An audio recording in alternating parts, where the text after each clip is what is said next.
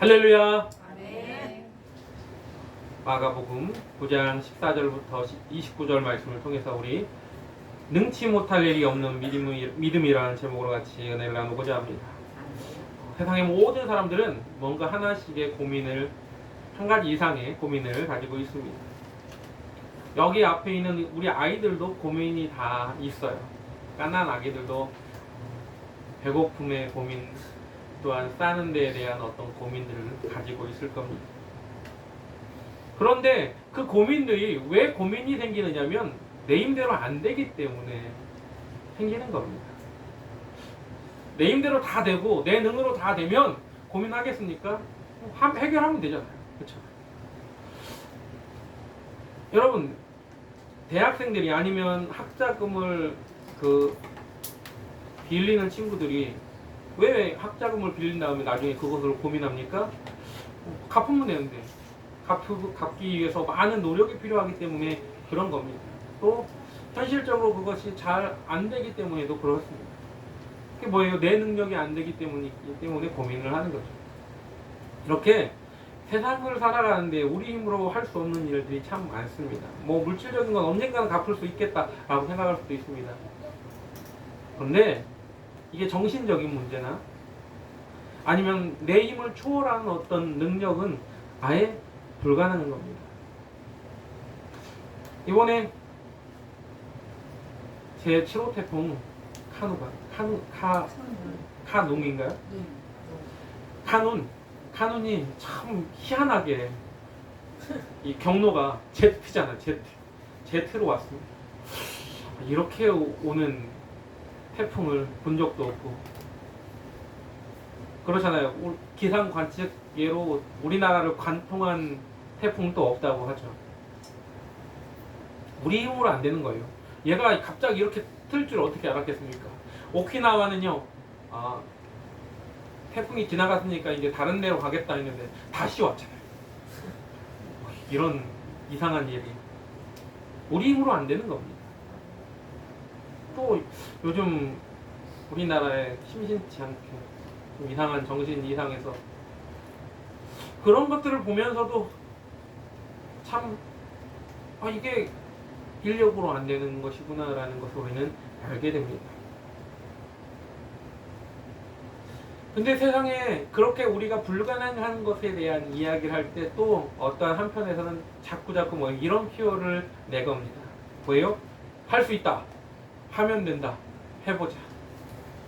불가능은 없다.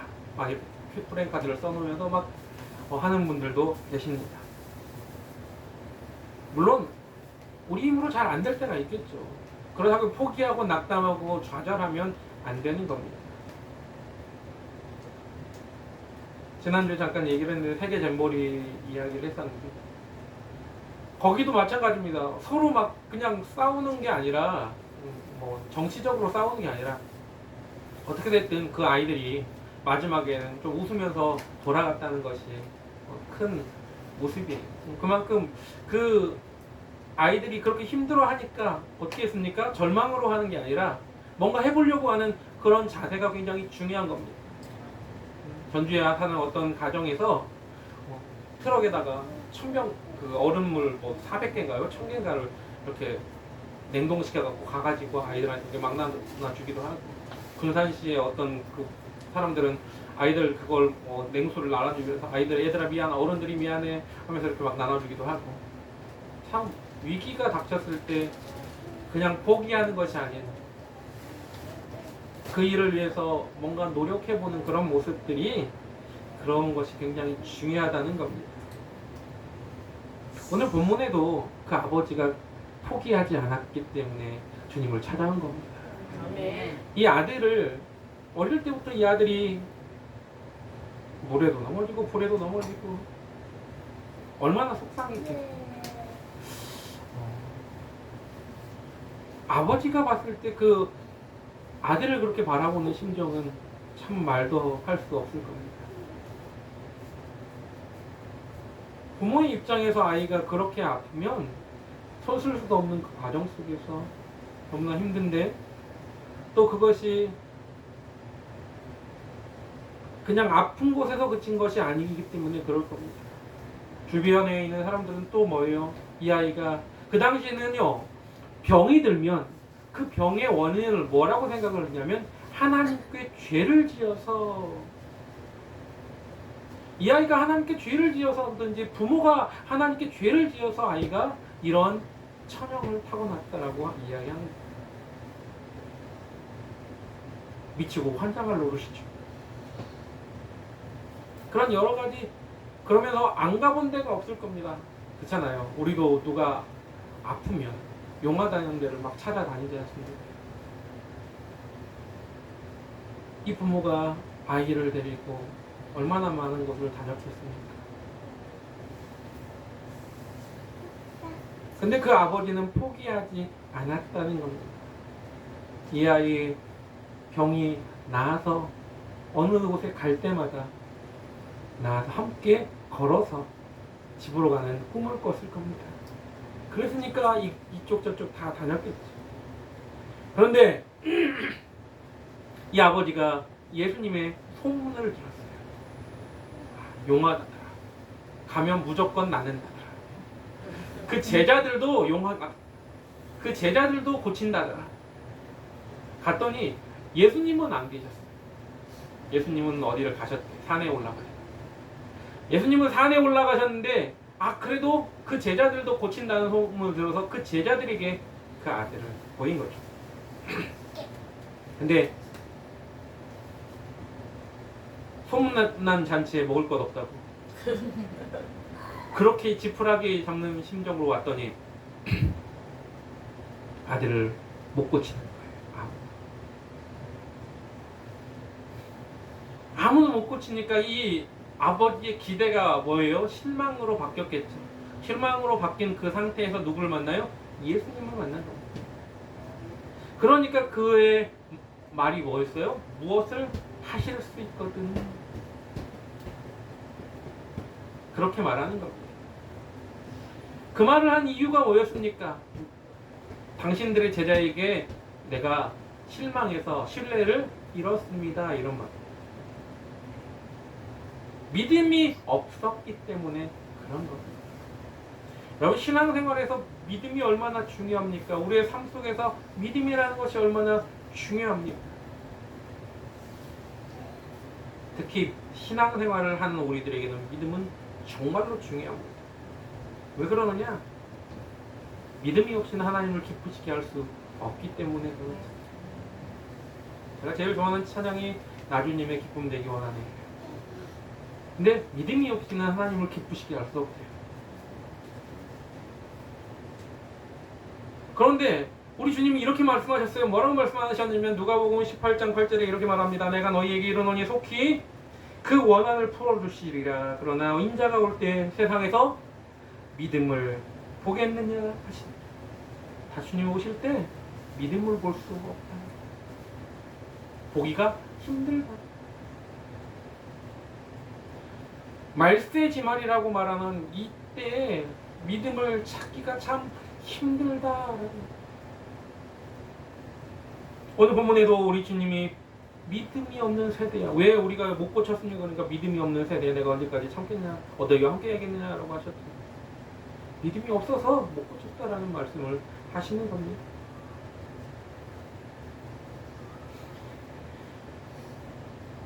마지막 때에 믿음을 지키는 것이 얼마나 어려웁니다.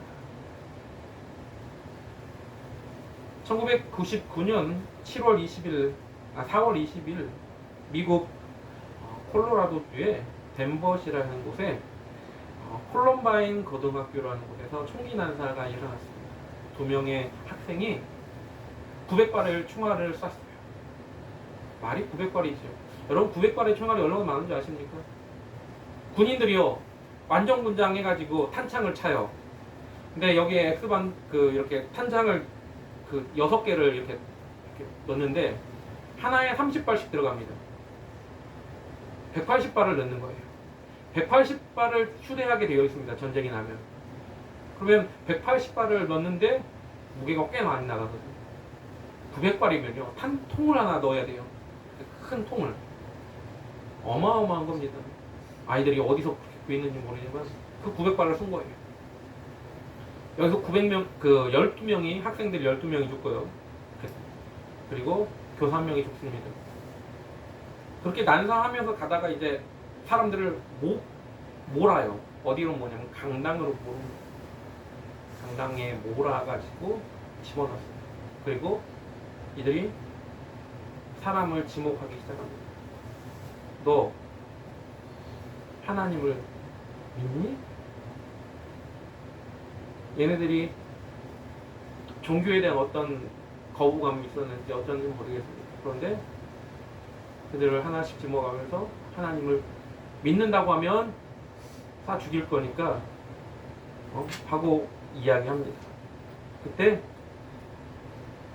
캐시 버넬이라는 한 여학생이 너 하나님 믿니? 라고 물어보니까 나는 하나님을 믿는다라고 대답을 했어요. 다시 물어봐요. 너 쏠 거야. 쏠 건데 너 하나님 믿니? 다시 물어봐요. 그래, 나는 하나님을 믿어. 라고 말해요. Yes, I believe in God. 크게 대답을 합니다. 그리고 마지막으로 그 여학생은 죽어요.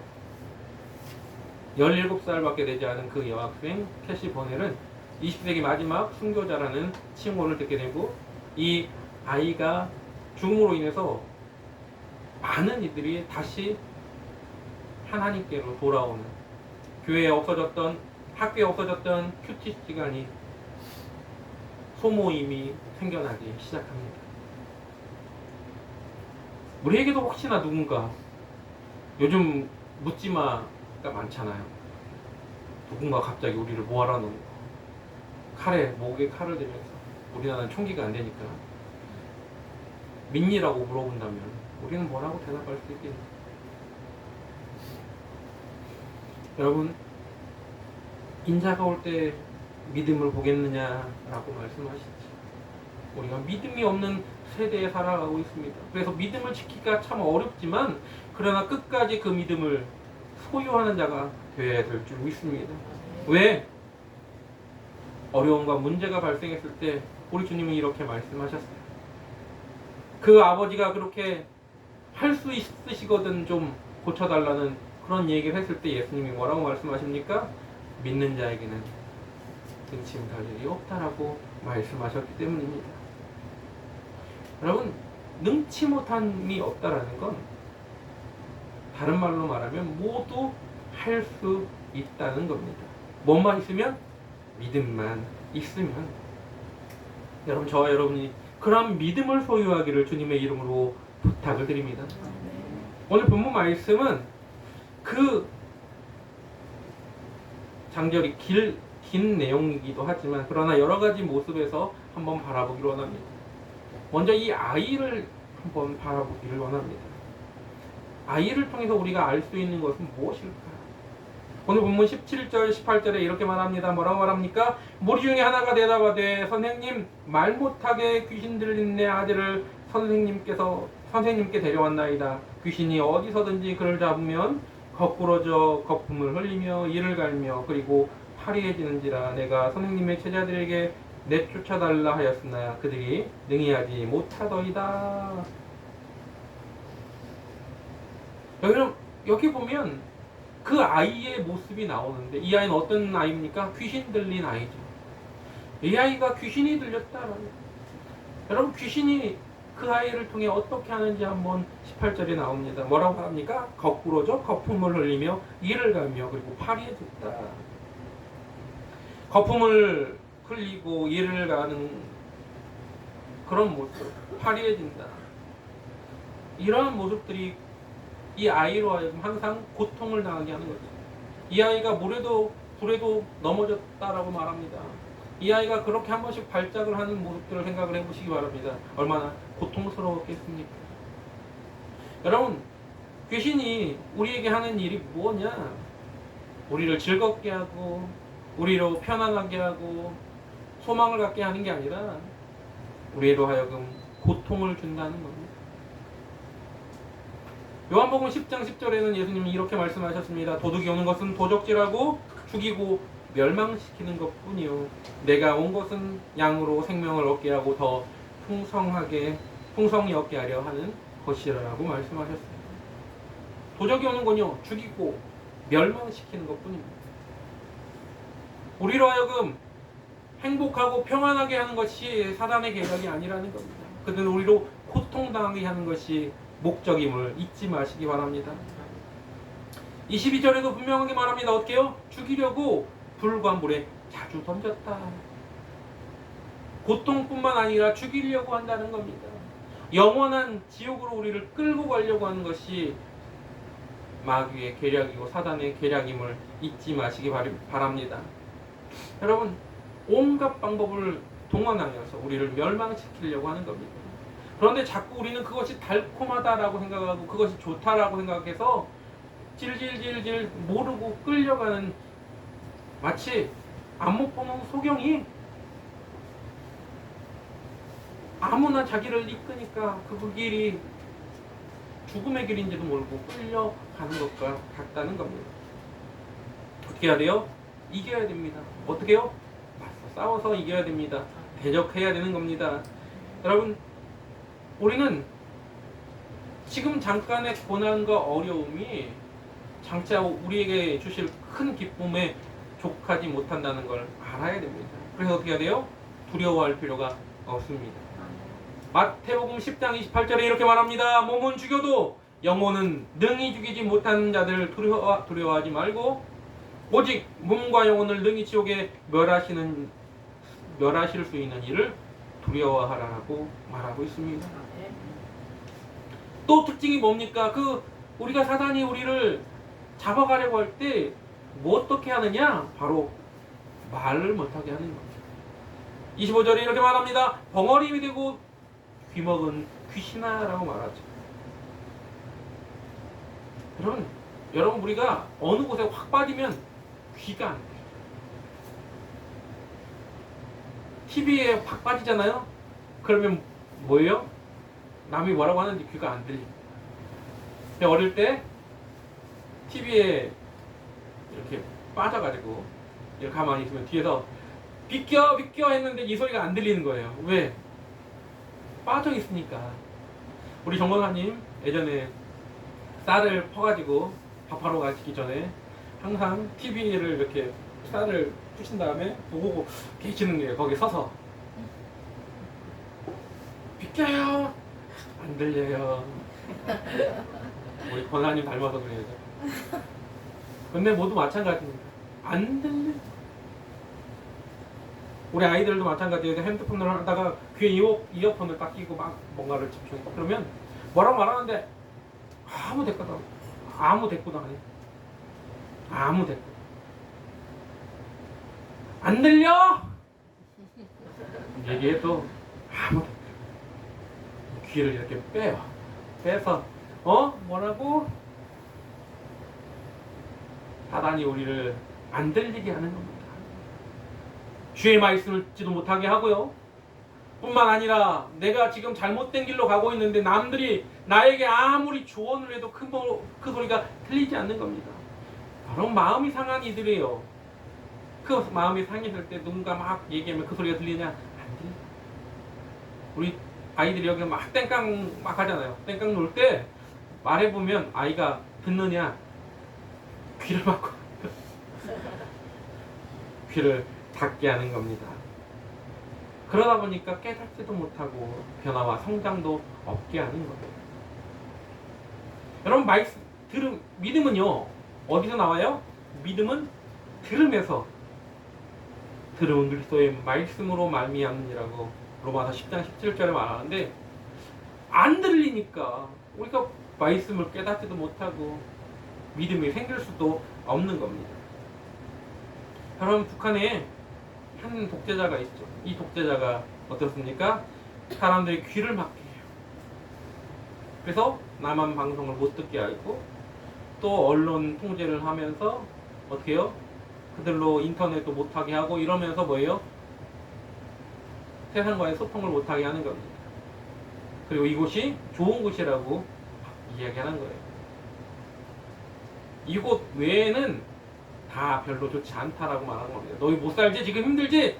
다른 데는 더 힘들어. 나만은 더 못 살고 더 굶어 죽어.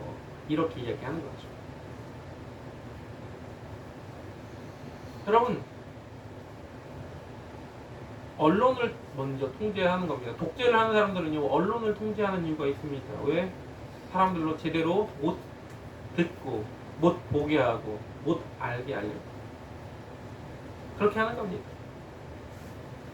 예전 전 모 씨가 대통령을 할 때, 쿠데타로 잡았을 때, 그때 뭘 했어요? 칼라 TV가 나왔어요.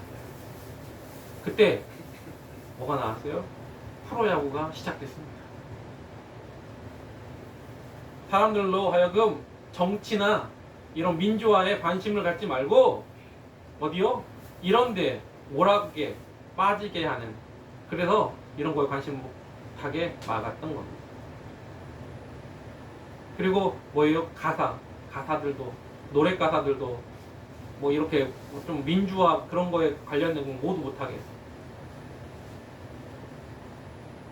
그런 거예요. 그 전인권 씨의 행진이라는 노래가 있어요. 못 틀게 했어요. 왜? 행진하면 안 되니까. 앞으로 그 노래가 행진 앞으로, 이거 행진 앞으로. 나의 과거는 쓸쓸했지만 뭐 이런 거예요. 근데 앞으로 가자. 그러니까 못하게 막았어요. 이런 겁니다. 타란도 마찬가지로 우리 말미암아 귀를 닫게 하는, 못 듣게 하는 겁니다. 앞을 못 보게 하는 겁니다. 그래서 하나님이 원하는 길로 못 가게 막게 하는 겁니다. 말씀을 듣지 못하게 방해하는 겁니다. 그럴지라도 어떻게 해야 돼요? 하나님 앞에 데리고 나와야 된다는 겁니다. 아멘. 여러분, 오늘 본문에 이 아비가 참 잘한 게 있습니다. 그게 뭘까요? 예수님께 데려나온 거. 주님 앞에 데려나온 거 가장 잘한 일입니다. 마찬가지로 우리 아이들에게도 어릴 때부터 하나님 앞에, 비록 잠을 자고 딴짓을 하고 그럴지라도 애들이요 다 듣는다는 거 아시죠? 그렇게 앞에서 이렇게 막 그림 그리면서 놀던 아이들이 뭘 한다고요? 하늘 사람은 그런다니까요. 아이들이 주여를 외쳐요. 아이들이 찬양을 합니다. 딴짓하고 있는 것처럼 보여도 그러지 않다는 거죠. 성경은 분명히 말합니다. 아이들을 다른 세대로, 하나님을 알지 못하는 다른 세대로 만들면 안 돼요. 어릴 때부터 듣든 안 듣든 데리고 나오면 되는 거예요. 잠언서 22장 6절에 뭐라고 말합니까? 마땅히 행할 길을 아이에게 가르치라. 그리하면 늙어서도 그것을 떠나지 아니하리라 라고 말하고 있습니다. 아멘. 이 세상이요 점점 표가 무너지고 있습니다. 부모 공경이 무너지고 있고, 그런데 아이에게 어릴 때부터 그걸 가르치면 무너지지 않습니다. 여러분, 이 땅은요 정말로 날이 갈수록 점점 악해져가요. 아이들의 그 범죄도 점점점 늘어나고 있습니다. 어제도 뉴스 나왔어요. 10대 어떤 아이들, 초등학교 포함해가지고 전기차 훔쳐가지고 운전하고 거리를 활보했다고. 힘듭니다. 이런 세대가 지금의 세대예요. 왜 그 아이들로 하여금 사단이 자꾸 귀를 막게 하고 말 못하게 하고 하나님이 원하시는 것을 보지 못하게 하는 겁니다. 우리는 자꾸 어떻게 해야 돼요? 그럴 때일수록 하나님 앞에 데리고 나가야 되는 겁니다. 아멘. 아이의 믿음으로 해결이 안 될 수 있어요. 아이는요 처음에는 그냥 따라올 수밖에 없습니다. 그때는 누가요? 부모의 믿음으로 데리고 와야 되는 겁니다. 이 아비가 예수님 앞에 그 아이를 데리고 나온 것처럼. 여러분, 지금 귀신 들린 아이가 뭔 믿음이 있어서 애가 저절로 나왔겠습니까? 못 나오죠. 부모의 믿음으로 나온 겁니다. 부모가 억지로라도 데리고 나온 겁니다. 여러분, 중풍병자 걸린 그 사람 있잖아요. 그 사람이 뭔 힘으로 예수님 앞에 나왔겠습니까? 중풍병자의 믿음으로 나온 게 아니에요. 누구의 믿음으로 나왔습니까? 그 4명의 친구, 그 중풍병자를 걱정하는 4명의 친구가 오죽하면 예수님을 만나기 위해서 어떻게 해요? 지붕을 뜯었겠습니까? 뭐 콘크리트 벽은 못 뚫겠죠. 그때 이스라엘의 집은 이렇게 뜯을 수 있는 집이었기 때문에 그런 거죠. 하지만 그만한 믿음을 그들은 가지고 있었다라는 겁니다. 왜요? 우리 주님이 그만한 능력을 가지고 계신 걸 믿었기 때문입니다. 아멘. 그런 믿음이 있어야 됩니다. 그런 믿음이 있는 자에게 주님이 함께 하시는 겁니다. 아멘. 그리고 우리 주님은요, 그런 이들에게 명하시는 거예요. 어떻게요?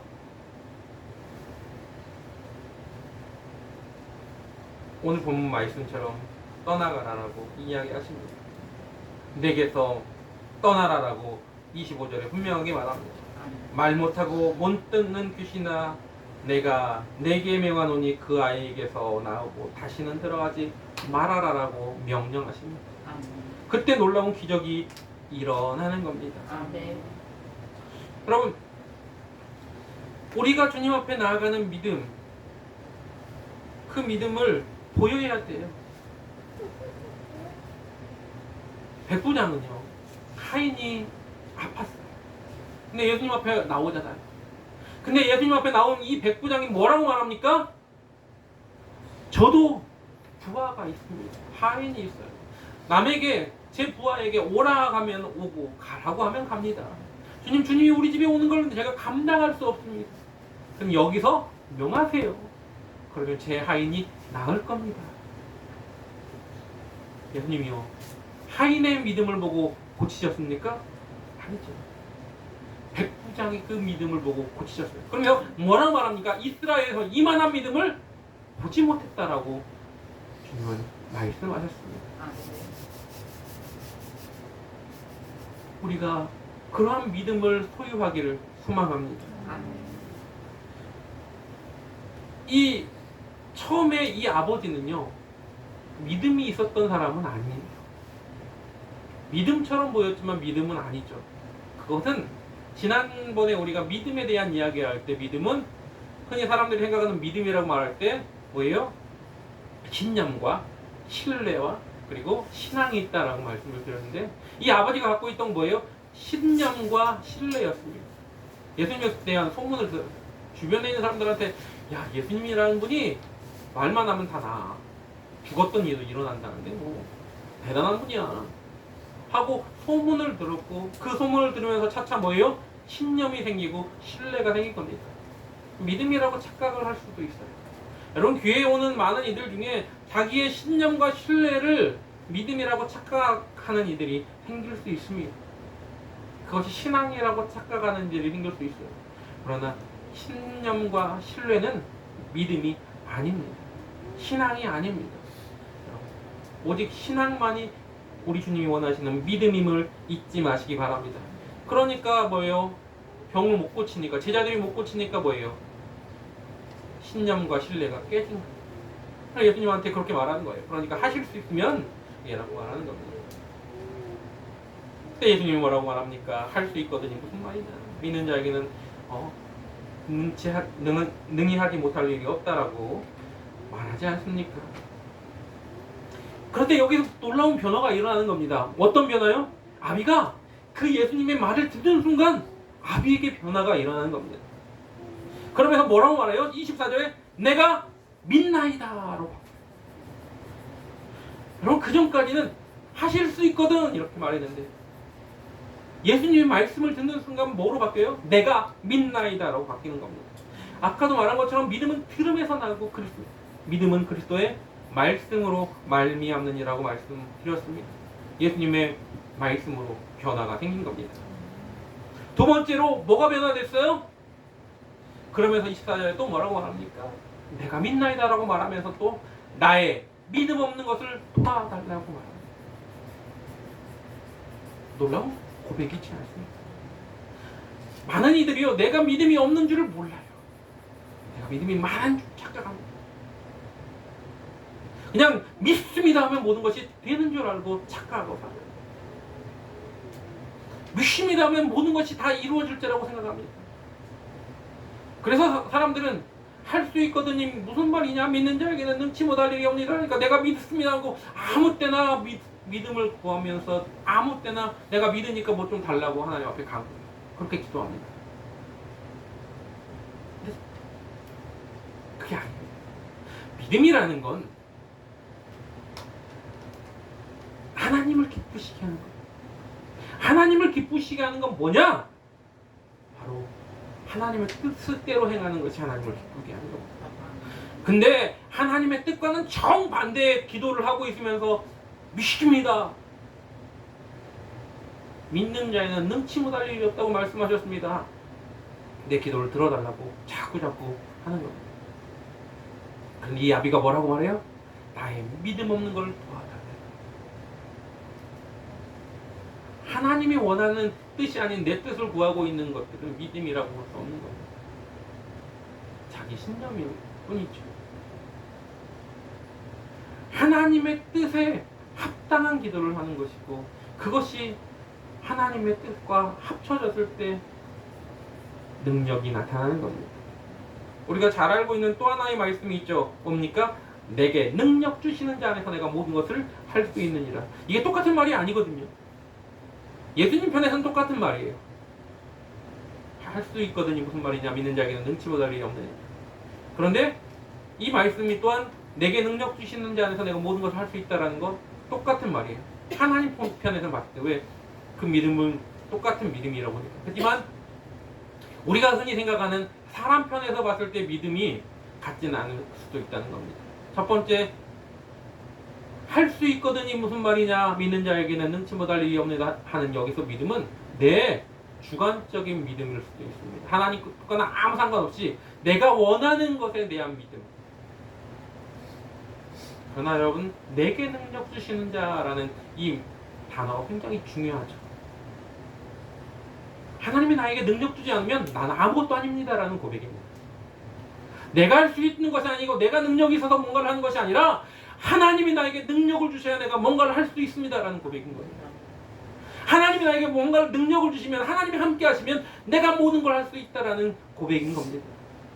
우리의 고백은 이 고백이 되어야 되는 거죠. 우리의 믿음은 이 믿음이 되어야 하는 겁니다. 주님이 나에게 함께 하시는 그때서야 뭔가 능력이 나타나는 겁니다. 그래서 아비가 말하는 겁니다.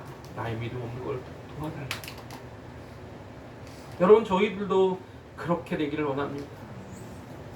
내가 뭔가를 해보려고 하는 내 노력을 하지 말라는 것이 아니에요. 그러나 내가 뭔가를 했다라는 착각 속에 빠지지 말라는 겁니다. 나에게 능력을 주시는 그분 안에서 우리가 행할 수 있다는 걸 잊지 마시기 바랍니다. 아직도 신앙 안에 살아가면서도 믿음이 아닌 신념과 신뢰를 붙들고 있는 이들이 얼마나 많은지 모릅니다. 여러분, 이 처음 아비의 믿음은요, 쉽게 무너지는 모래 위의 집과 같은 믿음이에요.